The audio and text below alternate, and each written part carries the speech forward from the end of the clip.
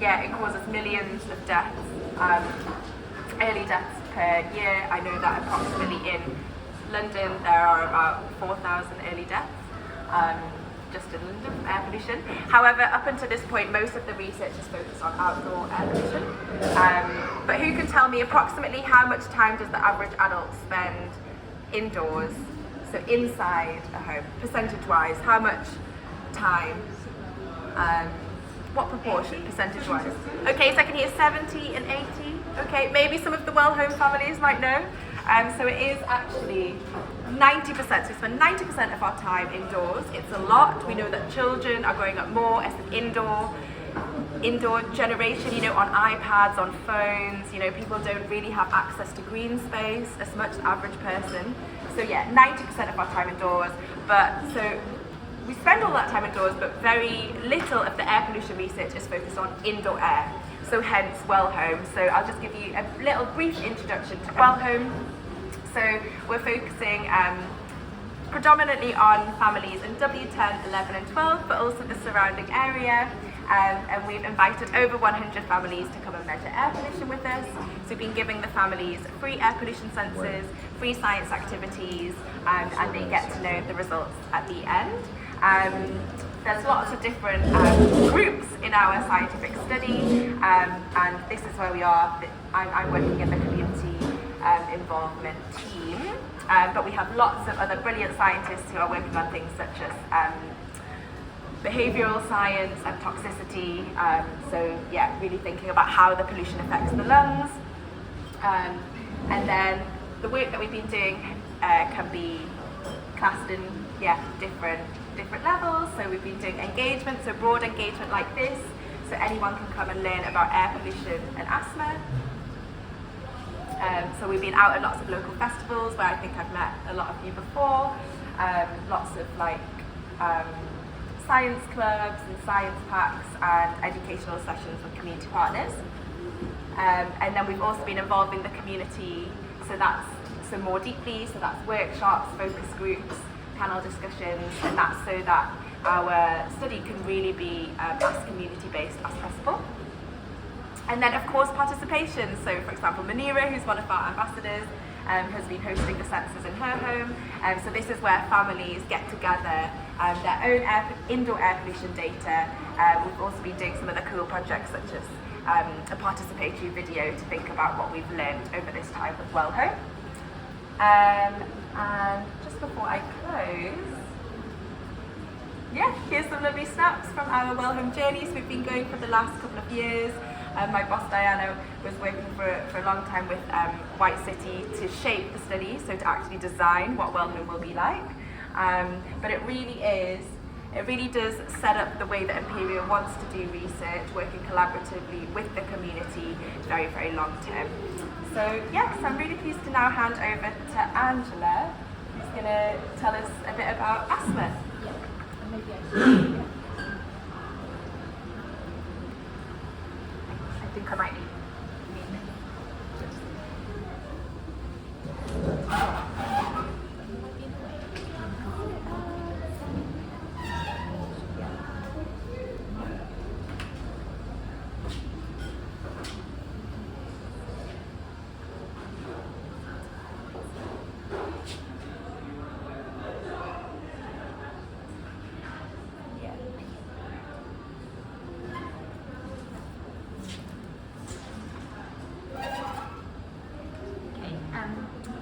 very much for coming along. It's great to see such an amazing turnout. So thanks. Really great to get involved. So I'm Angela Pino Demora. I'm a researcher at Imperial at the National Heart and Lung Institute. So I'm just going to run through Jenny's slides, and apologies, I may not be quite to the same standard. So thank you again for inviting me along. And so in this session, I'm broadly going to cover what is asthma, also what causes it, and what can make asthma worse. So what is asthma? So when a person with asthma comes into contact with something that irritates their lungs, we call this an asthma trigger. So anything that's irritating their lungs and causes a reaction in their lungs. And this can cause their muscles around the walls in the airways to tighten, making it harder to breathe. And the airways become narrower and the lining of the airways can become swollen. And sometimes there can also be a build-up of sticky mucus and phlegm, which also can contribute to this feeling of tightness around the lungs and finding it difficult to breathe. And so here on the left we can see a normal airway, and so in someone without asthma. And then in an asthmatic airway we can see that the walls have become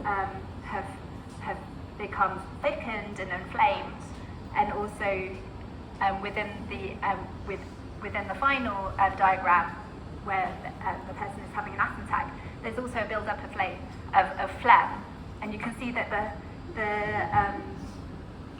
the airway is really quite a lot smaller, which really makes it hard to breathe. So in the UK, approximately 5.4 million people have asthma, and 1 in 11 children in the UK has asthma. And we still don't really know, there's lots of different types of asthma, so asthma occurring in childhood can be different from that occurs in adulthood. And we still don't know enough about these different types, but a lot of research is now focusing on the different types of asthma. We also know that 3 people die from an asthma attack every day in the UK, and tragically 2/3 of these are preventable. So there's a lot to be done. So although asthma often arises in childhood, it can develop at any age, and it often runs in families. And so one part of trying to work out what causes asthma is looking at what the patterns and where there's kind of trends in families and in environments.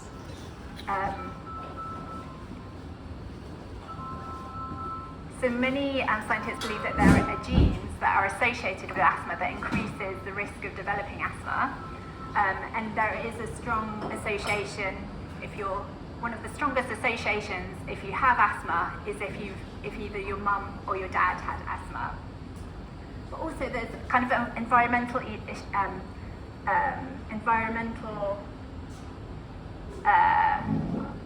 factors as well that contribute towards asthma. And so you're at increased risk if you have a history of asthma in your family, but also the environment that you live in also strongly predicts whether or not you will develop asthma. And the two can kind of combine to increase your risk further. So if you have family history of asthma and also you're living in a polluted area, you're at greater risk than someone who doesn't have a history of asthma in their family.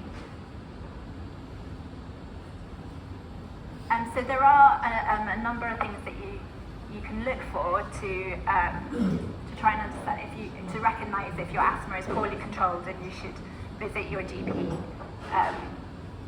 to have your medication reviewed. So things such as increased difficulty with breathing, a drop in your peak flow meter readings, if you find it harder to exercise, and if you're using your reliever more often. So if you notice that you're using your reliever more often, it's important to go and see your doctor. And also waking up at night with coughing or wheezing, and having and disruption to your normal routine because of your asthma. And there are a number of factors that can make your asthma worse. So food, diet is important. Also outdoor and indoor pollution, cigarettes, the weather, infections. Infections are a major trigger for asthma, and lung infections, acid reflux, emotion, stress, and exercise can also contribute towards asthma. And also pets. If you have an allergy to your pet, that can increase your risk of developing asthma. And also, if you already have asthma and you're allergic to your pet, it can also make your asthma worse.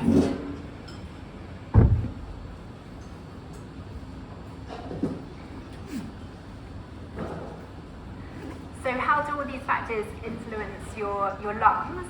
So they can trigger asthma symptoms such as wheezing or even an asthma attack. And people often notice feeling short of breath or tight-chested and may cough. And in this situation, you may need to use your inhaler more so that you can breathe more freely. There are lots of resources available to find out more about asthma, and these are mainly available on the Asthma and Lung UK website. And here are some links that are really useful. And also there's inhaler videos to help ensure that you're using your inhaler properly. And there's also a helpline where you can talk to an asthma expert. Okay, so those were Jenny's slides, and so I'll now move on to my own slides. And this is what I will cover today. So I'll begin with a bit of introduction about myself, which maybe I should have done already. And I'll just be presenting some of my research. And later we'll have a question and answer session where you can ask any questions. And we also, as Esther mentioned, have a snakes and ladders game to try and make it a little bit more interactive. Okay, so I'm an epidemiologist, which means that I look at information, I use lots of information about people, information or data about people to try and look at patterns in diseases that might provide clues as to what's causing them.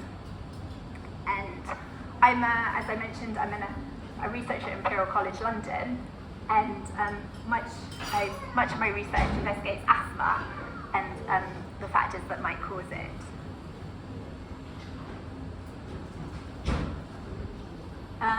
So in my research, I have a specific focus on early life and how these early life factors affect asthma. So that's from pregnancy to early childhood. This is a really important time because the immune system is developing and also the lungs are developing. And I have a specific interest in how socioeconomic circumstances that a child grows up in, so that's their family's wealth and education, influences both their risk of developing asthma, but also how badly they suffer from asthma.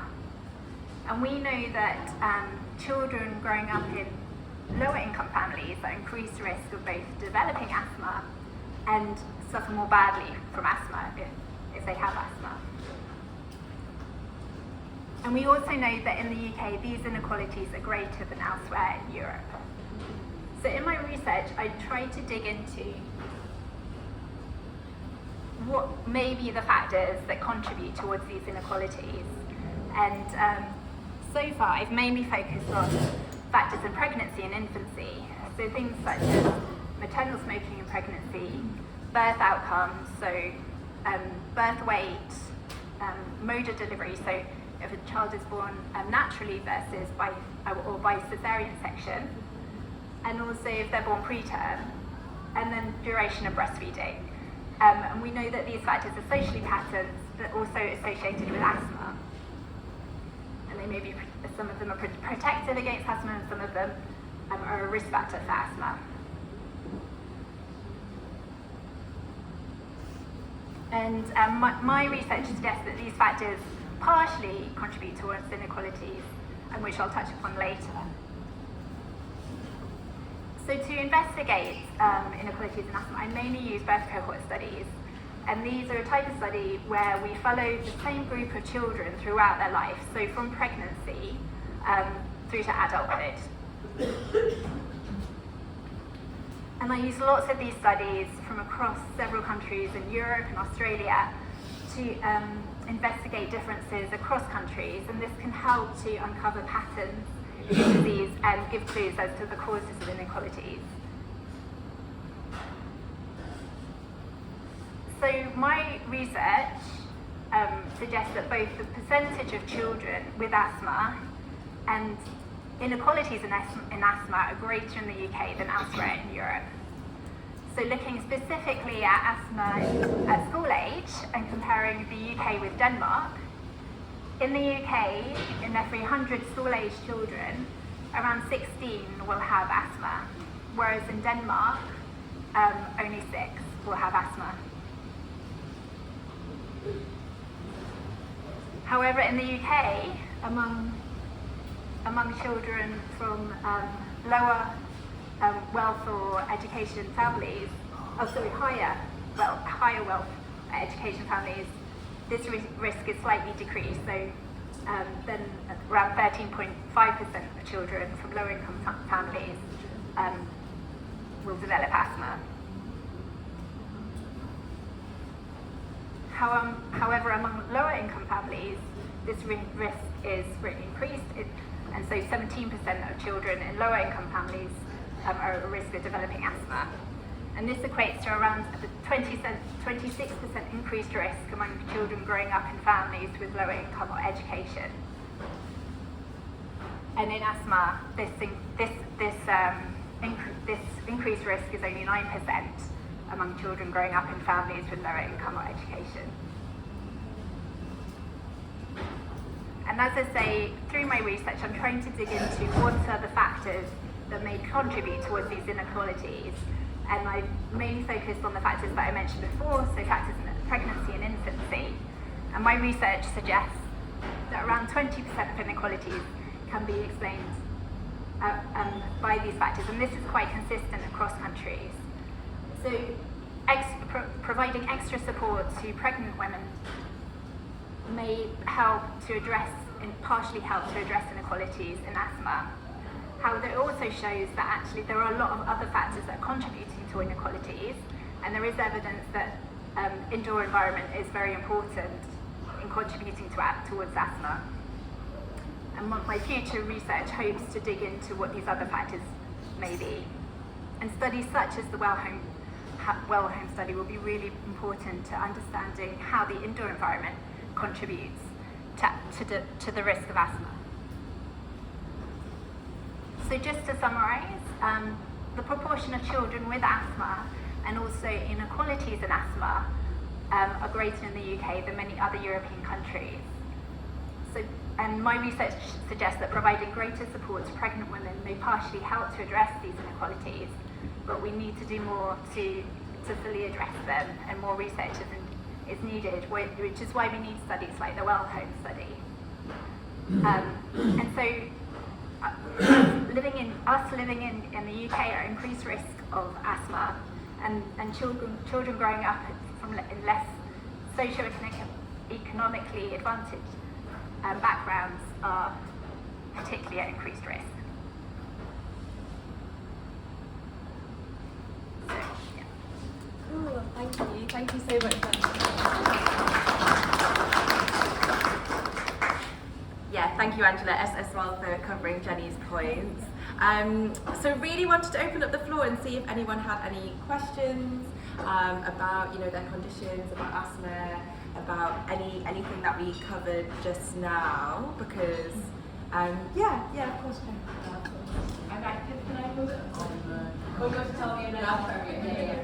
I was just going to say, saying that study 20% was down to what happened with technology and policy and factors and that obviously lots of studies to talk about.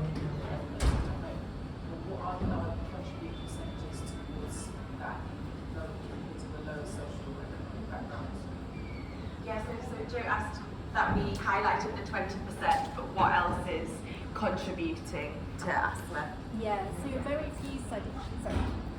So actually, relatively few studies have looked into what is driving inequalities in asthma.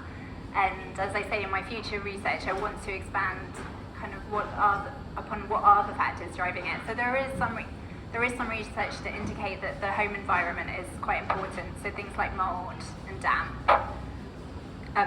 living in cold homes. Also, factors such as infections may be a contributing factor as well, air pollution. So these are all factors that we know that are socially patterned, so are likely, and also associated with an increased risk of asthma, so are likely to be contributing. But we don't have the specific numbers just yet. By the time you finish the study, will you have that data? Will you be like one of the first people to have that data? Yeah, so I hope to be, yeah. So also because when we look across Europe, people have different patterns of exposure, and so from that we can really kind of try and unpick what are the factors that are contributing, especially in the UK, to these inequalities. And I think another key factor is probably also stress and anxiety, because I think that's much more heightened in the UK. Like, I actually used to live in Denmark, and it's just, life is different. And so I think they'll probably also sort of work together to increase the risk as well. Also, sorry to get my how long do you think the study will take? Like, how long do you think it will take you realistically to have this data? So I'm trying to find funding to extend it. But so I'm hoping. So these are my plans over the next 5 years. Yeah. And just to be clear, so Angela works really close to us in Imperial, but is in a different department. So WellHome is also dependent on funding, and Angela's also talking about her study. What's the name of this particular study? I just really have a name. No name yet. Yeah. I have to get it. Of course. You talked about birth outcomes, and you talked about breastfeeding and women who have C-sections. So what is the link with that and asthma in the developing child? Because I had both of those. Yeah. Should I use it? Yeah. Sorry. I had both, yeah. There's a lot. Oh, I'll repeat the question. Yeah. So sorry. The question is about so these early life, sort of the birth outcomes. So things like cesarean section and breastfeeding, duration of breastfeeding. So with cesarean section and breastfeeding, but I'll start with cesarean section. So I don't know if you've heard of your gut microbiome. It's like all these bacteria that are in your body, and there's growing evidence this really plays a huge, so the bacteria in your body and what types of bacteria you have in the body plays a huge role in terms of kind of directing the immune response. And there is strong evidence that it can be associated with asthma, so in a beneficial way, but also in a detrimental way, depending on the bacteria that you have.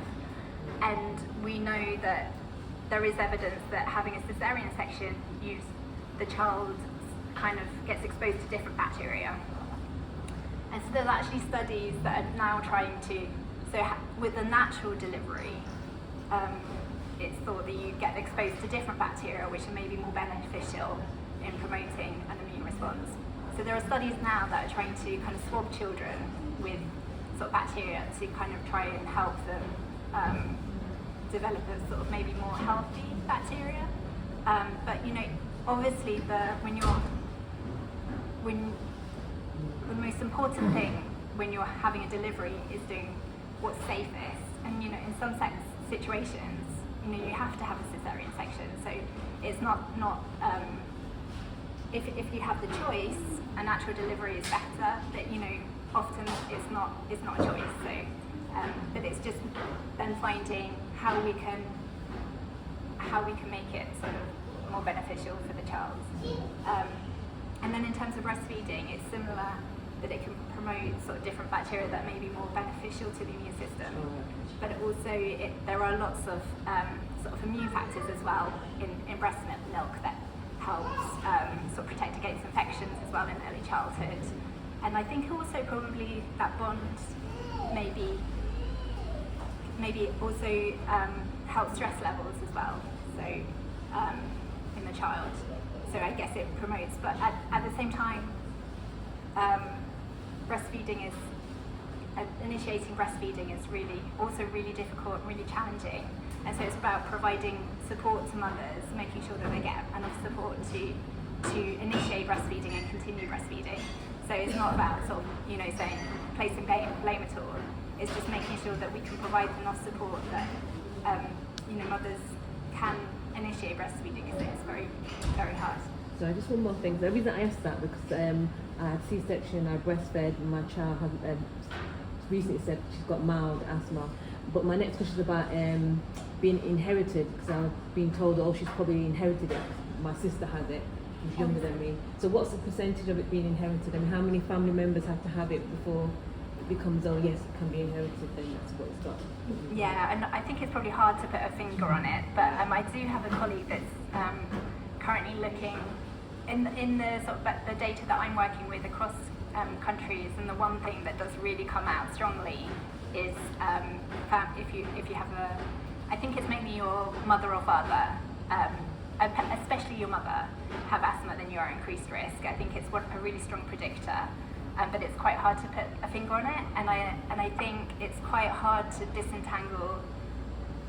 So there is very likely a strong genetic component, and there are some genes that have been associated with asthma, but environment, I think it's also hard to disentangle that from environment as well, because obviously maybe the environment also that the mother has grown up in, maybe it's not necessarily changed, and it's contributed as well to their child's asthma as well. So yeah. Thank you. Any more questions for the group? Yeah? Yeah. This was like a few. So, in opinion, it's not really related to your presentation, but that's okay. So, in your opinion, is it more beneficial to take inhalers with a spacer or without? So I think it depends on the type of inhaler.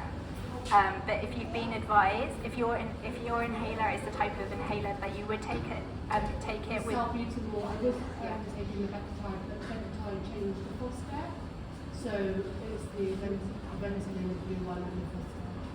So it's the blue and brown, is it?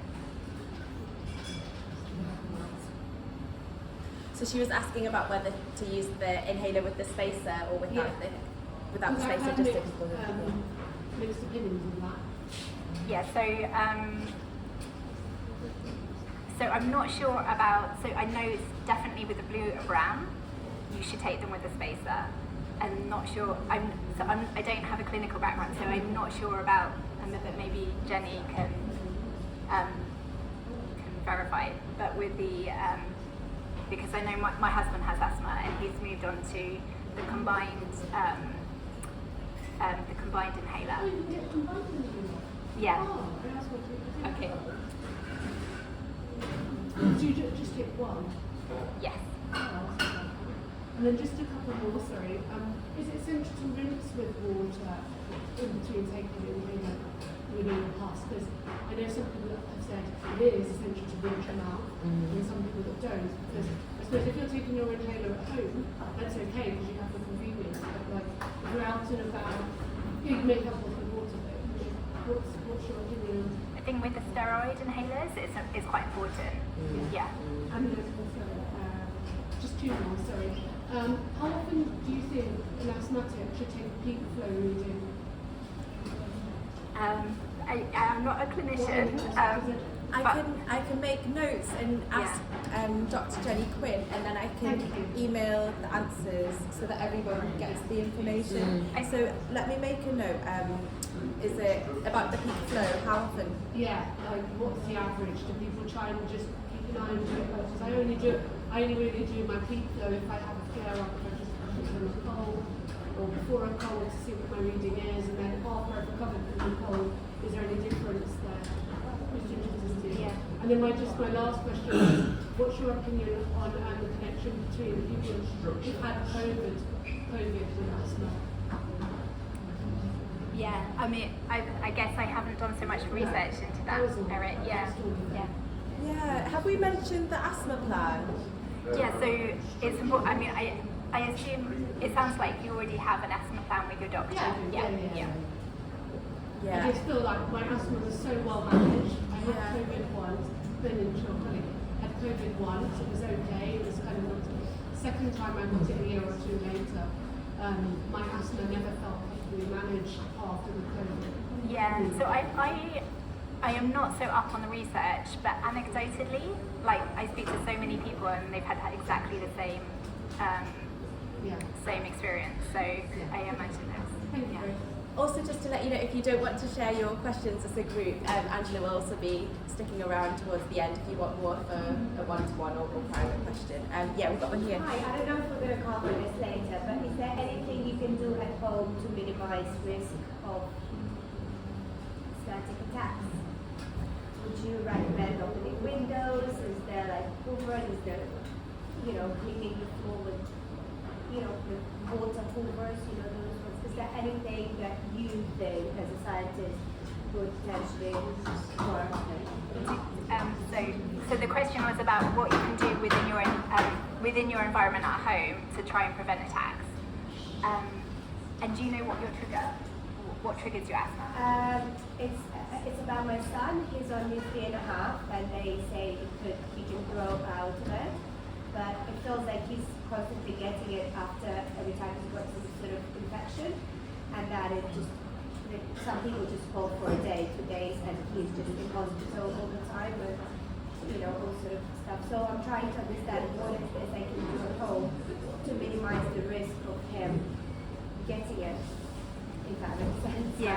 Yeah, so infections are a major trigger for asthma attacks. It's like one of the key triggers. Inside your home, I guess it depends a little bit on whether or not there are things he's allergically sensitized to. So things like pets, if he has an allergy, no, but if he's fine, then you don't need to worry about pets. Yeah. I would say kind of making sure that your home's not too damp, it's not cold, because cold, if it's the cold viruses tend to prefer colder environments. And then also you might huddle together a bit more as well, and that kind of promotes kind of the spread of viruses, but also your immune system is slightly dampened by the cold, it reduced. So I guess it's hard with the cost of heating your home, but cold homes generally are not great for asthma. Being aware of mold or damp, and so if your whole home is prone to mold and damp, maybe thinking of getting, if it's not too expensive, an extractor fan. So our home is very damp and moldy, and we've just got an extractor fan, and it's actually amazing how, I think pet allergens are quite hard to remove from the environment, but I know that you can get these hoovers that are quite good at effective at removing some allergens as well. Yeah. Jamila.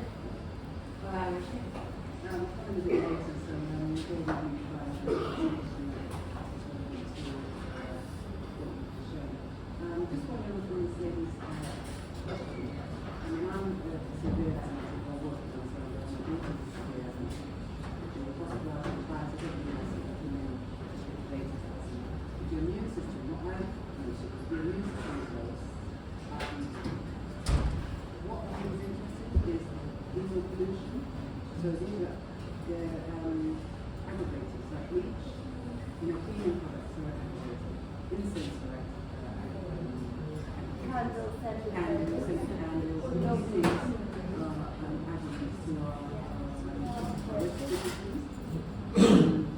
even down to how you dust is the biggest one, especially in corners around the beds. If you don't dust that often, then try looking at the beds. Steam is very good. If you can get around everything, 19,000 hours, steam all around those areas, maybe once a month, and that reduces a lot of the information that we get from the food. Steam carpets, you can steam your sofas, everything. Anywhere where there's dust collected. Certain mold the other thing as well. That people kind of sometimes forget because they're in the corner, you don't see them. So do look at dust, do look at bleaches. That's the number one issue for asthmatic is bleach. anything that's fluoride in there, it's protected as and even our products, our hair products, most importantly, allergens, if you are also have allergies will trigger fluoride. So the chemicals that are in food, you have to be quite careful what you use. MSGs, all of those things aggravate our respiratory system. So I'm saying from experience, because I've gone to America, I've got testing, I did the testing, and America, Sweden, Germany are slightly more advanced than here. So that's why I let you. Thank you. Actually, another thing, like listening to you, another thing is vitamin D, especially in the winter months. It's really important for your immune system, so making sure that you give your son vitamin D supplements, and also for yourself as well. And I think, like, having lived in Denmark, they're much better at getting outdoors as well, so spending time in nature, it's really good for your immune system, and also kind of better, you know, I think better for the spirits as well. Thank you. Yeah. Fab, we've got one from Hope and then I'll come to you. Yeah, do you want to try and project? Yes, it's less of a question but more of an announcement, just on the point around whole homes. I work for the council, and we've got a grant at the moment, actually less a grant, it's an opportunity for people to apply for energy efficiency measures in the home. So they're like draft excluder tape, a range of measures that can reduce bills and obviously keep the home warmer. The bill reduction, you know, equates to almost like £300 a year. So yeah, and if there's certain eligibility criteria, it's pretty broad, including if you've got a child in the home that's under 5 years old, or if you're living with a long-term health condition, on receipt of any kind of benefits, and if you're over 65, so it's pretty broad. I think we might have some leaflets for looking at any national people. We did drop some off earlier that my colleague's going to bring some. It was a very simple application form, and then we just send the measures to your home. So. Yeah, thanks so much for that. Yeah. You mentioned about infections being a trigger source. So once infected, how is it best to manage that? Yeah, so the question is about infections and about how best to manage that. I think you're... Like colds and flu and type of. Yeah, so your doctor probably can advise you better because, like, yeah, I don't come from that background. But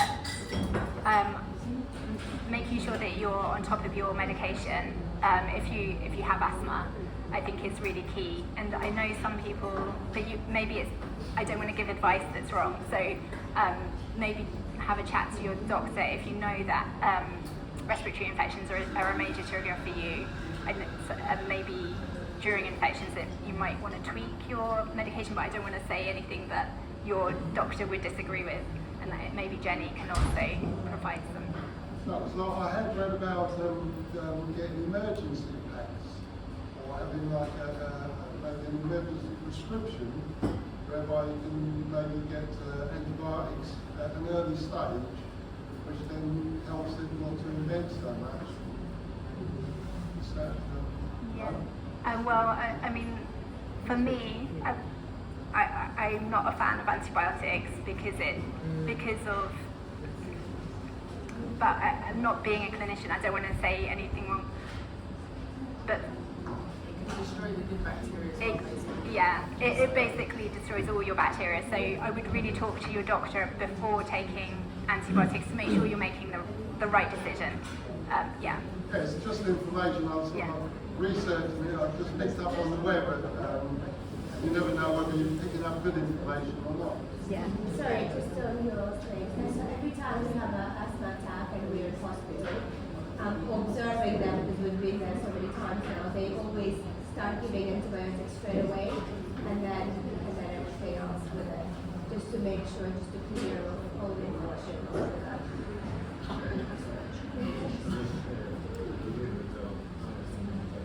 Devendra, yeah.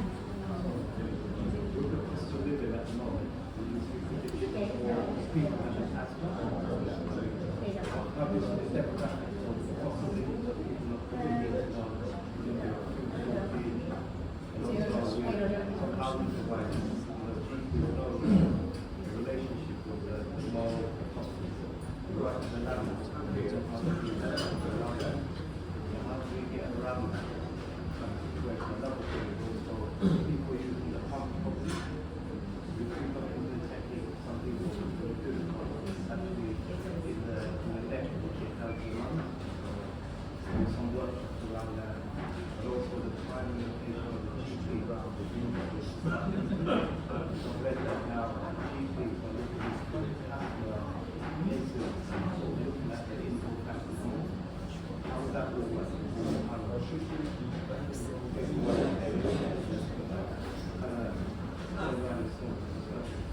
So Devendra was asking about the cost of living and how that might affect the increase in asthma cases, about how to inform people about how best to use the asthma pump so that it's effective as well.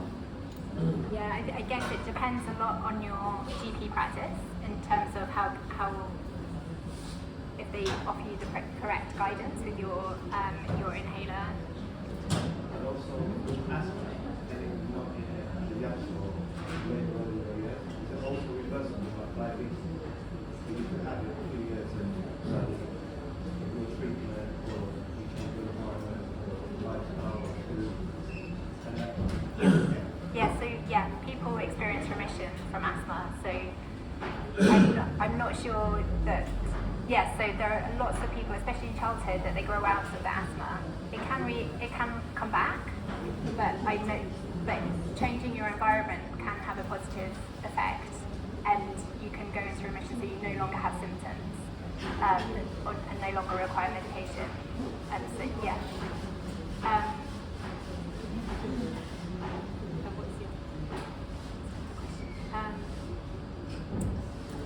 Inhalers, no cost of living. The final question I actually can't remember. Sorry, Devendra, what was your final question? And then I think we might break into about inhaler technique. There is are inhaler technique videos, so if you are connected in the community and want to share something on WhatsApp, very easy to find.